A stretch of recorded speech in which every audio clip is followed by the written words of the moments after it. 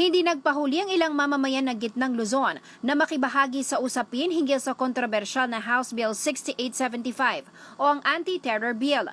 Marami sa kanilang naalarma ng mabalitaan na pumasa na sa ikatlong pagbasa at naging usap-usapan ng naturang panukala. Si Luisito Bahaminde naniniwalang mga teroristang banta sa seguridad ng sibilyang tulad niya ang Anti-Terror Bill. Kaya nila siguro pinapatupad ko na ilang militar na namatay. Hindi naman siguro yung ang purpose yung para lang dun sa mga maliliit na tao na nag-iingay. Napakababa. Yung nangyayari din sa ibang bansa. Iniiwasan na siguro ng gobyerno natin na nangyayari din sa atin.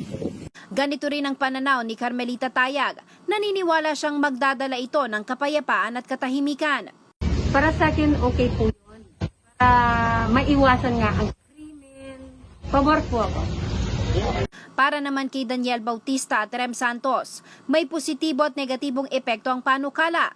Pabor daw sila kung para ito sa ikabubuti ng lahat. Pero dapat pa ring matiyak na hindi malalagay sa alanganin ang karapatang pantao. Sa tingin ko, sa palagay ko naman, meron siyang advantage saka disadvantage. Advantage, makukontrol ng mga otoridad yung mga masasamang galawan ng mga masasama, mga terorista, mga ganun, makukontrol nila yan. Ang disadvantage naman, siguro malalabag niya yung karapatang pangtao. Kasi malay natin na punta tayo sa isang lugar bago hindi natin alam yung mga galawan doon, bago na pag-suspetsahan tayo na terorista tayo, yun ang disadvantage niya. Damputin lang tayo bigla. Kaya hindi pa rin ako pabor kung ganun. Marami kasing consequence yun na pwedeng makakabuti sa atin, na pwede naman makakasama sa atin. Pero kung wala naman tayong ginagawa, ayos lang yun. Di ka naman terorista, di ka naman matatakot sa anti-terrorism bill, di ba? Naging interesado naman sa panukala si Joey De La Cruz matapos itong mapanood sa mga balita. Bilang isang Pilipino, dapat daw maintindihan talaga ang nilalaman nito. Sa ngayon daw kasi, ang alam niya, posibleng magamit ito para sa black propaganda o personal agenda. Sasaad dito, hindi ko pa masyadong nababasa kung meron na talagang ganito.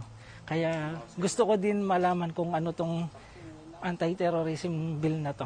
Inaasahang may hatid sa opisina ng Pangulo ang Anti-Terrorism Bill sa Martes ayon kay Senate President Vicente Soto III. Pero ang ilang mambabatas na nasa oposisyon ang nananawagan sa liderato ng Kongreso na i-delay ang transmission ng panukala sa Malacanang para mabigyan pa ng sapat na panahon ang mga kinatawan at senador na muling ikonsidera ang kanilang mga boto.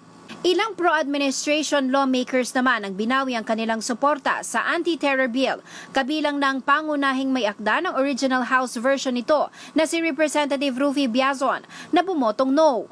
Maraming organisasyon at human rights advocate ang nananawagang ibasura ang panukala. Kasama na rito ang Commission on Human Rights o CHR dahil posibleng malabag nito at maabuso ang karapatang pantao. Sa Central Luzon, 4 na kinatawan ang bumotong pabor sa panukala.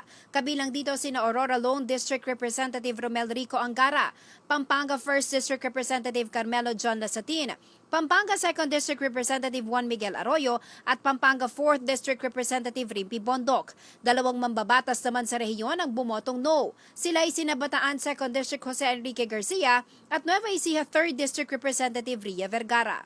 Jennifer Salenga, CLTV News.